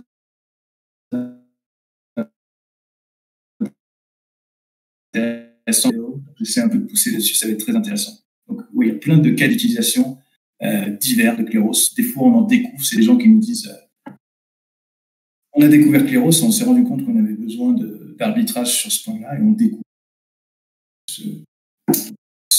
Le dernier que je citerai avant qu'on parle de Proof of Humanity, c'est parce qu'on est chez DeFi France, c'est l'assurance DeFi. Là, on est en on va sortir des intégrations avec pas mal de projets d'assurance DeFi en même temps dans les prochaines semaines. Parce que quand quelqu'un fait ce qui s'appelle un claim, une réclamation, on m'a volé mon argent parce que le protocole a été hacké, là, les gens peuvent dire non, c'est faux, c'était pas un hack, c'était normal, tu n'as pas à être remboursé pour ça. Et donc, tous ces remboursements des protocoles d'assurance DeFi, il y en a pas mal qui vont donc partir en dispute chez Kleros. Kleros va décider, par exemple, dans la courte blockchain technique avec plein d'experts, d'auditeurs qui sont dedans, va dire oui, c'était bien un hack, c'était pas, par exemple, une vulnérabilité ou un rug pull si le rug pull n'était pas couvert par l'assurance. Ils vont dire oui, c'était bien un hack, ça rentre dans la police d'assurance, donc le remboursement est déclenché.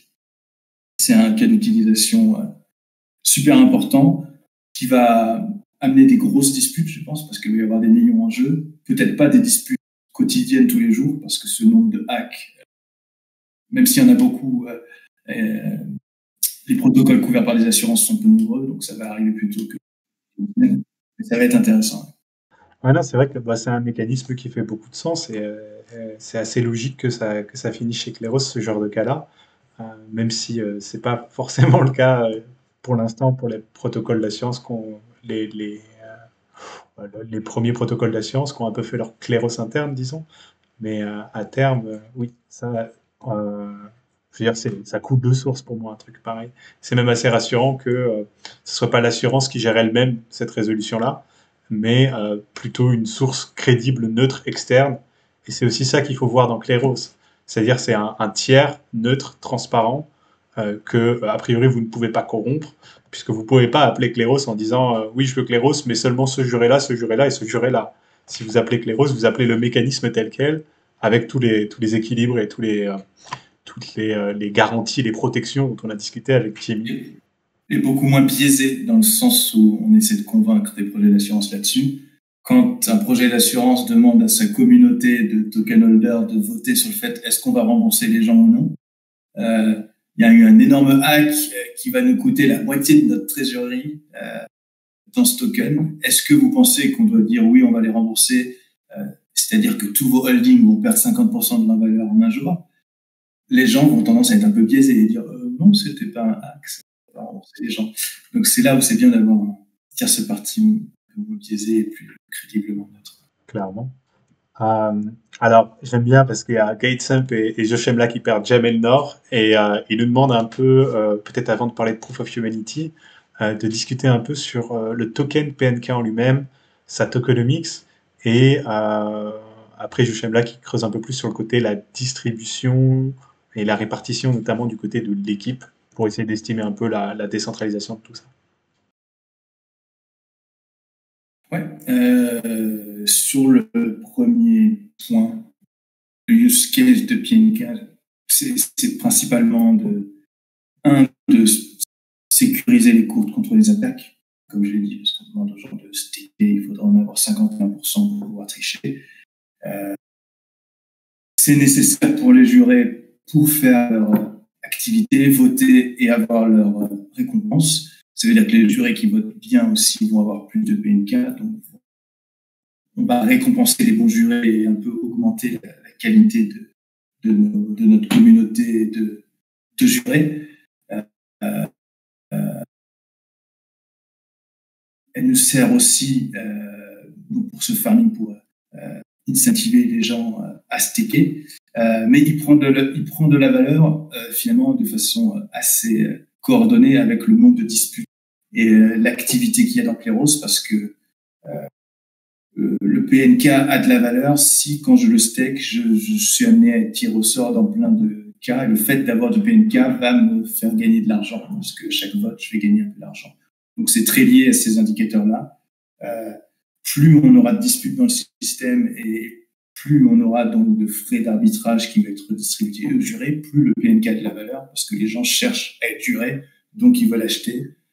Plus d'acheteurs que de vendeurs, etc. Le PNK prend de la valeur. On n'a pas d'extraction de fee dans le système. Il n'y a aucune fee qui va chez la coopérative Kleros qui maintient le système. C'est décentralisé. Nous, on a juste une petite partie de PNK encore en trésorerie et qui nous sert à payer les fichiers, dont on se sert un peu pour faire du farming aussi, etc., mais qui est OK, dont on prend de la valeur. On a un rapport de transparence qui sort tous les ans sur notre trésorerie, sur la répartition.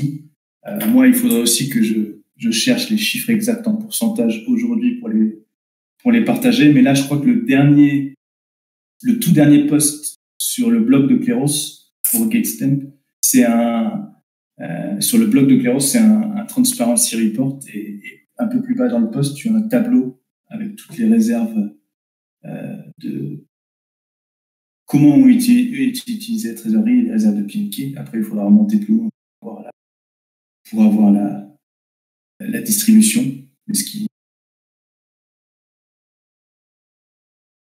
J'essaie de le retrouver, mais... Ouais. Je me souviens, c'est pas moi qui l'ai écrit. Il est long parce que c'est tout ce qu'on a fait. Les portes. Ah, voilà. Là, il y a les dépenses. Et... ouais. Là, le burn rate. Ah, voilà, ouais. Tu trouveras ça ici. Je vais te le mettre dans le chat. Hop. Voilà. Et tu as la token allocation juste en dessous aussi.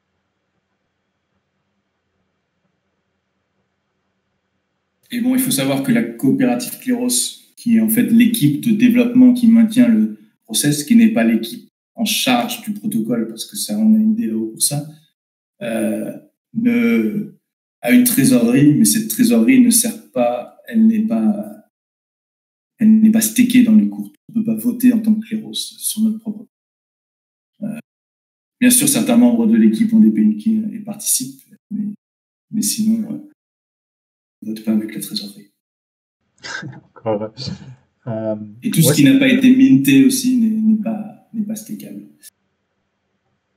C'est good. N'hésitez pas si vous avez d'autres questions sur la tokenomics, que vous voulez creuser un peu plus, mais au final, c'est assez clair à comprendre. Moi, ce que je trouve assez fascinant, c'est ce côté d'incorporer la possibilité d'une attaque 51% et d'avoir déjà une sorte de protocole prévu dans le cas où ça arrive. C'est assez sain au final sur le long terme. Puisque, oui, on n'est pas les seuls. Il y a Augure qui fait ça aussi. La possibilité de forquer vers un autre univers. C'est assez courant dans tout ce qui est monde des oracles, etc.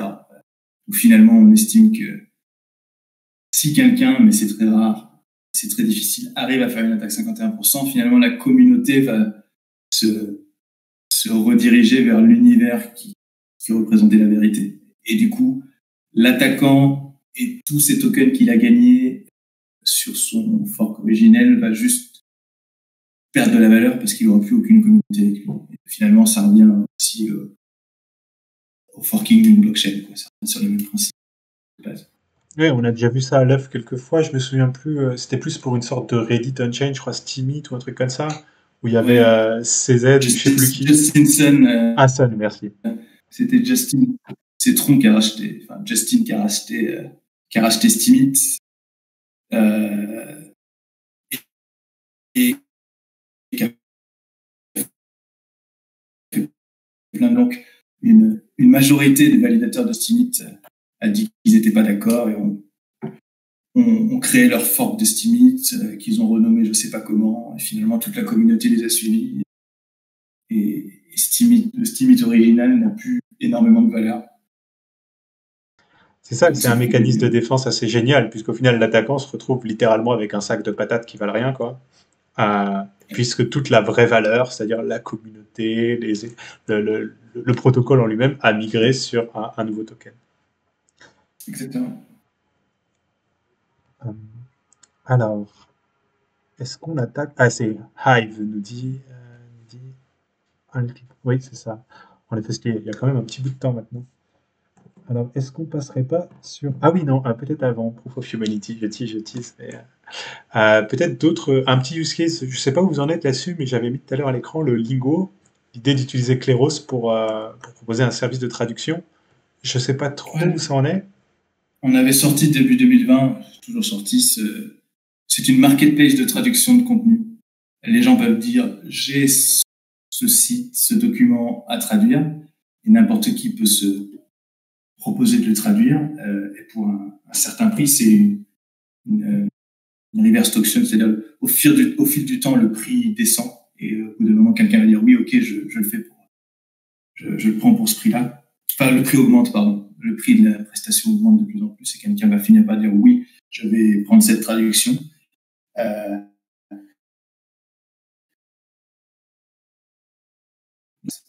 Et nous, on apporte Kleros, c'est-à-dire qu'une communauté d'experts en traduction regarde les traductions qui ont été fournies et vont dire non, elle n'est pas de la qualité qui a été demandée, il y a eu tant de fautes, alors qu'on a demandé une qualité, par exemple, C2 sur le niveau là, de qualité de l'anglais, par exemple. Il y a beaucoup trop de fautes pour ça, donc je challenge. Et donc, comme on en a parlé pour l'escroc de service, là, la personne qui a demandé la traduction pourra être remboursée, et le fournisseur de service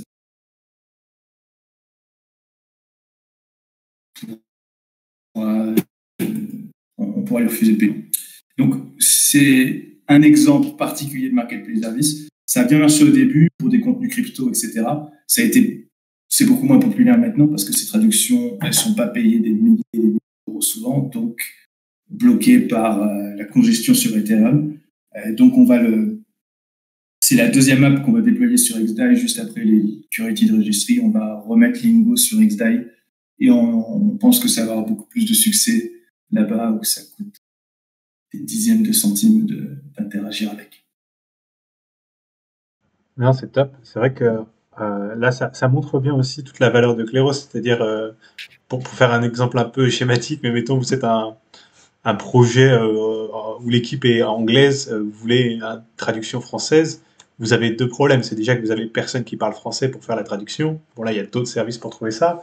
Mais c'est qu'après, quelqu'un vous fait une traduction, mais vous n'avez pas de compétences en français dans votre équipe pour analyser cette traduction. Et c'est là que ça fait du sens, encore une fois, d'avoir un tiers neutre qui va pouvoir analyser la qualité. Je pense que c'est vraiment un mot-clé aussi sur Kleros, puisque c'est vraiment des jugements sur la qualité, sur des choses qui sont comment dire, qui sont pas mesurables en termes de numérique. Je vois si on me demande si c'est opérationnel. Donc oui, c'est opérationnel. C'est juste un petit peu mort de 2 mois à cause des frais. Donc il n'y a plus beaucoup de tâches de traduction en ce moment. Ça avait bien marché au début. On est monté avec pas mal de tâches, mais dès que les frais ont explosé, ça s'est tari un peu à cause de ça. Donc on espère que ça reprenne avec la sidechain. Mais ça marche. Si vous voulez tester, ça marche sur lingo.kleros.io. Et un dernier point avant de passer pour Proof of Humanity, c'est intéressant d'aller voir. On a notre communauté qui a créé des dashboards de statistiques de ce qui se passe sur Kleros. Et un qui est intéressant, c'est le Kleros Board, klerosboard.com, qui a été créé par quelqu'un de notre communauté, qui suit un peu tout ce qui se passe sur Kleros. T'as le lien dans la page Analytics, si tu veux, mais sinon c'est Kleros Board sur Google. Ah, c'est bon, il n'est pas très rapide comme site, parce que c'est juste c'est ça. Et il est passé un side project pour quelqu'un, mais il y a plein de data sur ce qui se passe dans les courtes. Voilà. On peut y voir que il y a eu 665 disputes en tout depuis qu'on est sur le mainnet. La cour la plus active en ce moment, c'est celle de la Humanity Court, celle de Proof of Humanity. Il y a 60 affaires en parallèle qui sont ouvertes en ce moment, qui sont en train d'être débattues et votées. On voit qu'il y a 28% de notre circulating supply qui est stacké dans les courtes en ce moment. Une rétention de 44%. Voilà, il y a plein de stats intéressantes et on peut en haut, il y a des menus pour aller voir courte par courte, pour aller voir dispute par dispute, quels sont les votes qui ont été faits, c'est intéressant à explorer. Et vos chances d'être tiré juror ou des choses comme ça? Puis une petite stat sympa. Il y a un calcul des chances quelque part. Ouais. On dit si je stake tant de PNK, combien j'ai de chances d'être pris dans une affaire. Hop. Et puis les frais payés aux jurors depuis le début, ça aussi c'est intéressant quand même de voir qu'il y a 331 Ethers. Mais comme vous le disiez Jimmy tout à l'heure, ce n'est qu'une partie puisqu'il y a aussi tout le mécanisme avec le PNK pour rémunérer les jureurs. Ouais, 331 Ethers qui ont été payés par des services extérieurs qui ont fait appel à Kleros aux jurés, et 2 millions et quelques de PNK qui ont été redistribués entre jurés qui ont bien voté et jurés qui ont pas.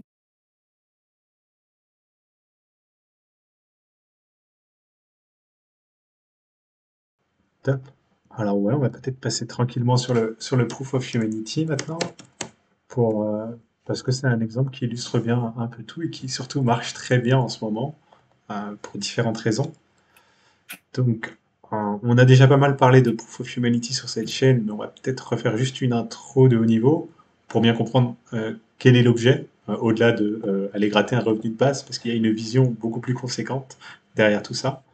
Et, comme tu le soulignais tout à l'heure, à long terme, ça permettrait aussi d'avoir potentiellement, par exemple, résoudre le problème de l'unicité des humains sur Kleros.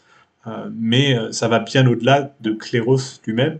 C'est vraiment, comme beaucoup de choses que fait Kleros, au final, comme le TCR, c'est un service que vous-même vous utilisez parce que ça fait du sens, mais qui en fait est disponible pour tout le monde qui a besoin de ces conditions-là, donc de gens vérifiés, uniques, réels, qui existent et qui sont vivants, associés à une adresse Ethereum. Ouais.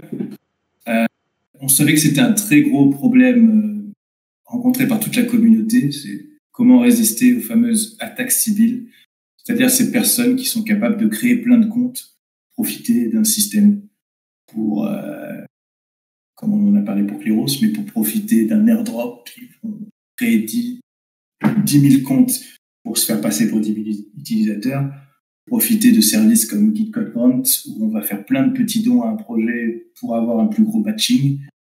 Donc, il y a plein de fait de la pseudonymité de la blockchain et d'Ethereum. Il y a plein de vecteurs d'attaque comme ça par des gens qui peuvent créer plein de comptes pour aussi voter sur un sondage on-chain, par exemple. Ils vont se faire passer pour plein de personnes. Et on avait très peu de solutions pour empêcher cela. Donc, il y a d'autres projets qui ont essayé. Il y a des projets super intéressants qui vont faire passer des tests aux utilisateurs, qui vont faire appel à des réseaux sociaux pour s'assurer que les gens sont uniques et humains. Et nous, on est parti sur quelque chose de similaire, mais qui s'appuie sur des briques de Kleros. C'est qu'on sait faire des listes d'informations, on en a parlé avant. On sait avoir une communauté de gens qui surveillent la qualité de ces informations et qui peuvent les challenger et les faire partir chez Kleros. On a ce système d'arbitration. Et donc, en les mettant ensemble, on peut faire une liste d'humains maintenus par la communauté. Et quand il y a un conflit, ça part chez Kleros. Donc ici, oui, c'est une liste d'humains où les gens vont soumettre leur profil associé à une adresse Ethereum. Et en verrouillant un petit peu d'Ether à ce profil, et on va avoir des potentiels challengers qui vont regarder tous ces profils. Et s'ils voient soit des erreurs, mais ce qu'on cherche un plus, c'est des gens qui trichent en mettant des filtres, en faisant des deepfakes, en rentrant plusieurs fois dans le registre, ils peuvent les challenger, gagner leur déposit. Et ça s'assure de la qualité de tout ce qui est rentré sur le registre et qu'on a une liste d'humains qui sont vérifiés comme humains et qui sont associés à une adresse Ethereum. Ça a plein de cas d'utilisation. Mais il se trouve qu'on a fait un partenariat au début du projet qui était intéressant avec le projet Democracy Earth, qui est très axé sur tous les aspects vote démocratique sur la blockchain, blockchain for good pour le social impact, etc. Et donc, on a récupéré un de leurs anciens tokens et rebrandé en UBI, Universal Basic Income, pour faire, ça reste quand même une expérience, même si c'est très, très populaire et on espère que ça devienne solide, avoir le premier token qui soit streamé, parce qu'en plus, il est distribué de façon continue dans le temps, de façon égalitaire entre humains, entre adresses prouvées comme humains. Donc, personne ne peut farmer plus de tokens, par exemple, en stakant plein de tokens dans un pool 1. Ici, on a vraiment le même nombre de tokens distribués à chaque adresse de façon égalitaire, comme un revenu basique universel. On a un UBI versé par heure, par personne. Les gens en ont 720 par mois. Et on a mis en place un peu de liquidity mining pour s'assurer d'avoir de la liquidité. On a voulu sortir ça assez rapidement et le mettre dans les mains de la communauté. Nos autres applis, elles ont encore un peu de contrôle. Elles sont contrôlées par la gouvernance Kleros. Ici, on a créé une Proof of Humanity DAO dédiée où on utilise finalement le système de vote où simplement les gens qui sont dans le registre et enregistrés en tant qu'humains peuvent voter. Donc, on s'assure qu'on a un vote par personne et qu'on n'a pas une whale, une baleine qui puisse changer le résultat d'un vote juste avec son énorme quantité de tokens. Donc, c'est assez démocratique comme système. Et c'est cette DAO qui contrôle cette application. Et elle commence à proposer des propositions pour améliorer le tokenomics. À chaque fois, on se fait attaquer là-dessus tout de suite. Pourquoi vous n'avez pas fait ce UBI? C'est du fiat, c'est distribué, ça sort de nulle part. Mais on est en train de mettre en place des puits pour burner un peu de ce UBI, pour l'intégrer à d'autres applications pour qu'il soit utile et qu'il garde de sa valeur. Donc, par exemple, là, on a quelqu'un dans la communauté qui a fait un Yearn Vote dédié à UBI où les gens, et on a déjà des contacts qui veulent faire moitié du yield farming et moitié de la charité, peuvent mettre dans ce vote où il y a la moitié des intérêts qui leur seront reversés à eux et l'autre moitié qui vont automatiquement racheter du UBI et le brûler, le burner, ce qui va réduire le supply et maintenir une valeur plancher de ce UBI. Donc c'est un des leviers et on en a d'autres. Comme on a une très grosse communauté sud-américaine sous le registre, et ben on a déjà quelqu'un qui travaille à accepter le token UBI dans le eBay d'Amérique du Sud qui s'appelle Mercado Libre, qui est une plateforme extrêmement populaire, la plateforme numéro 1 là-bas. Il y a quelqu'un qui travaille pour qu'on puisse faire des paiements en UBI là-bas, ce qui va lui donner de la valeur. Et on a la DAO Proof of Humanity qui propose plein de choses comme ça pour améliorer le tokenomics. Et je pense qu'on va arriver sur quelque chose d'assez stable par essai, trial and error, en essayant des choses, en voyant ce qui marche. Et c'est intéressant de laisser ce projet dans les mains de la communauté et peut-être de pas le sortir avec un modèle tokenomique parfait, mais d'essayer de le trouver au fur et à mesure. C'est intéressant. Et donc, ça incentive les gens à s'inscrire. Mais finalement, nous, derrière, moi, ce qui m'intéresse, c'est les autres cas d'utilisation que le revenu basique universel. C'est un peu méchant de dire ça. Pas forcément. Donner du revenu basique universel aux gens, ça ne m'intéresse pas. Donc, c'est très intéressant. Il y a plein de gens qui en profitent. Mais c'est des applications blockchain. C'est ce qu'on va faire avec KitcoinGrant. Avoir un bonus de matching quand on s'assure qu'on est vraiment humain. On voudrait le faire avec le compétiteur de KitcoinGrant, Clearfund, où eux, ils vont encore plus loin. Ça serait le matching n'est fait que pour les donations qui ont été prouvées comme originant d'un humain. Ça va encore plus loin. On voudrait s'en servir comme nouveau moyen de login sur des applications. Au lieu de se login par son email, par le bouton Google, par le bouton Facebook, on donne ces informations à un tierce party auquel on n'a pas confiance. On pourrait juste signer une transaction depuis son MetaMask qui prouve qu'on est un humain et qu'on n'est pas en train de faire des faux profils.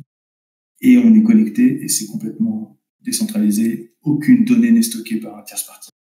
On a fait un prototype sur notre forum Proof of Humanity. Les gens peuvent déjà se connecter avec leur MetaMask au forum sans créer de compte, en fait. Ils connectent, ils signent juste une transaction qui prouve qu'ils sont propriétaires de l'adresse prouvée comme humaine et ils peuvent se connecter. Et ça, on pense que ça peut se développer et devenir un bouton Web3 de connexion pour plein d'applications. C'est super intéressant. Ça pourrait devenir une base pour des futurs airdrops de tokens, des tokens qui vont être distribués de façon égalitaire à plein de gens. On pourrait dire, je t'ai dit 20% qui seront distribués de façon égalitaire entre tous les gens qui sont dans le registre Proof of Humanity. Ça peut être utilisé pour vérifier des artistes de NFT, ça peut être vérifié pour ajouter par-dessus une couche de réputation sur les profils. Bien sûr, ce qu'on attend, et on a déjà des projets en contact avec nous qui veulent le construire par-dessus nous, c'est une partie confidentialité, zéro knowledge proof, qui nous permettrait de s'identifier en tant qu'humain sans partager son profil. Donc le profil ne demande pas forcément d'y mettre ton vrai nom, on peut mettre un pseudo, mais il y a quand même une photo de profil et une vidéo qui sert aux gens à vérifier qu'on est humain, à vérifier qu'il n'y a pas de deepfake. Donc ça peut être embêtant pour plein de personnes, moi y compris, de dire j'associe une adresse Ethereum à ma photo. Pour ça, on conseille de passer par Tornado Cash, etc. pour privatiser son adresse. Mais donc on va commencer, la DAO va commencer à travailler avec des projets qui utilisent des zero knowledge proof pour dire je prouve que je suis humain. Tu as la preuve que je suis humain, mais tu n'as pas mon adresse, tout simplement. Tu n'as pas le lien vers ma photo dans le profil, et ça va débloquer plein d'autres cas d'utilisation. Là, c'est vrai que j'aime beaucoup l'exemple de login, en fait, parce qu'il faut, enfin, ce login avec son wallet, c'est bien pour faire de la DeFi où, voilà, vous bougez des tokens, il n'y a pas forcément d'enjeu. Mais après, c'est vrai que dès qu'on rentre dans des mécanismes autres qui vont avoir des enjeux plus complexes, le fait d'avoir la garantie que le wallet est associé à un humain unique, ça permet d'être dans une logique complètement différente. Et c'est vrai que là, à ce niveau-là, je pense que ça a beaucoup d'avenir en termes de login. Et par exemple, pour un réseau social, ça pourrait faire beaucoup de sens aussi d'avoir ça comme base pour éviter que le réseau social ait lui-même à gérer le fait que est-ce que c'est bien un vrai humain ou alors c'est un énième gars qui se crée son 42 millième compte pour pouvoir faire ce qu'il veut en termes de retweet ou de like ou de je sais pas quoi. Voilà. Par exemple, s'assurer que les upvotes sur Reddit ou les likes sont faits que par des humains, ce qui évite les attaques marketing, plein de choses comme ça. Ouais. Et c'est vrai que pour les airdrops, moi, c'était un des premiers trucs auxquels j'ai pensé quand j'ai vu ça. On n'en a pas encore vu, mais je pense que ça serait comment dire, un signal assez fort d'un projet qui veut vraiment distribuer son token de manière décentralisée, d'allouer même une partie, pas énorme, mais une petite partie de son supply aux gens vérifiés sur Proof of Humanity. C'est une bonne manière de s'assurer une distribution, puisque je sais plus combien on est aujourd'hui, 1500, peut-être 2000, non? Je sais plus, j'avais vu le cap des 1000 qui avait été passé il y a déjà quelques semaines. Sur Proof of Humanity, 5000. 5000, waouh! Ouais, ça va vite. C'est vrai que ça fait un peu une exponentielle au final, puisque plus il y a de gens, plus il y a de validateurs potentiels. Je pense que ça va intéresser des airdrops. Par exemple, quand plus de gens de la communauté crypto vont s'y mettre avec Bitcoin Grant. Et après, c'est pas valable pour tous les projets. Il y a plein de projets où il va falloir airdropper qu'à des gens actifs dans la communauté. C'est très valable comme réseau. Ils veulent s'assurer que leur token va aux gens actifs. Et après, il y a des projets où c'est plus intéressant d'avoir un token bien distribué à plein de gens et distribué de façon égalitaire. Et là, ça va être intéressant. Donc, ça dépend des projets. Mais ouais, lâcher des NFT à tous les humains ou lâcher des choses comme ça sera très intéressant à étudier. Et alors, hop, je voulais juste montrer un peu. Attends, je vais changer le setup Discord, Twitch pour montrer aux gens, puisque quelqu'un le mentionnait dans le chat tout à l'heure. Et comme ça, je te fais le tour du propriétaire au passage, Timmy. On a mis en place sur le Discord DeFi France un petit système pour justement gérer ça. Parce que tu te doutes bien qu'on a très rapidement eu une sorte de problème qui n'en est pas vraiment un, mais qu'on avait énormément de personnes qui nous demandaient de se faire valider sur Proof of Humanity. Et forcément, on avait un problème de flux, quoi. Disons, c'est comment on gère ce flux. Et donc, on a notre propre mécanisme de décision maintenant à travers l'Agora et les propositions, mais je ne vais pas vous le refaire ici, parce que si vous me suivez, vous le connaissez un peu, j'imagine. Sinon, allez sur le Discord, c'est très bien expliqué. Mais donc, les gens qui participent au Discord DeFi France accumulent désormais, s'ils ont enregistré leur wallet, un système de points, pour l'instant, qui à terme correspondra au token de gouvernance, qui s'appelle le blé. Et il y a tout un mécanisme maintenant, grâce au travail de Nolan, suite donc au vote de la gouvernance, qui permet aux gens de s'enregistrer en fait dans une liste pour être validés sur Proof of Humanity. Et après, la liste est priorisée en fonction de la quantité de blé qu'ils ont farmé. Et d'autres membres de la communauté peuvent donc les valider.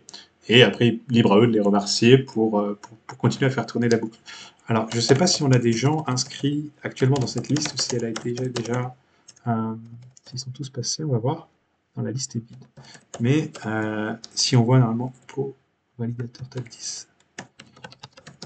Hop. vous allez voir que ouais, voilà, on a Charles qui est très actif sur Proof of Humanity, notre POH Maxi du Discord. Coucou Charles d'ailleurs.